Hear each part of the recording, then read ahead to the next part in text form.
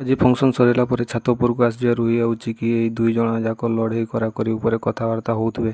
ଚିକି ରାଗରେ କହିବେ କି ଯେ ତୁ ଆଜି ବାଘୁଣୀ ଉପରେ ହାତ ଦେଇଛୁ ଆଉ ଘାଇଲା ବାଘୁଣୀ ପାଖରୁ ତୁ ଆଜି ବଞ୍ଚିକି ଫେରିକି ଯାଇପାରିବୁନି। ଆଉ ଏହି କଥା ଶୁଣିଲା ପରେ ରୁହି ମଧ୍ୟ ଓଲଟା ରାଗିଯିବେ। ତାପରେ କହିବେ କି ଯେ ଚିକି ହଁ, କିଏ ମନା କରିଛି କି ତୋର ମୋର ଆଗରୁ ଯାହା ବି କିଛି ଆମର ଶତ୍ରୁତା ଥିଲା, ଲୋଭ ଘୃଣା ହିଂସା ଏସବୁ ଥିଲା, ହେଲେ ଏବେ ଯାହା ବି କିଛି ହେବ ଆମ ଦୁହିଁଙ୍କ ଭିତରେ ଫାଇଟ୍ ହେବ ଆଉ ଏ ଫାଇଟ୍ରେ ଦେଖାଯିବ କିଏ ଜିତିବ କିଏ ହାରିବ।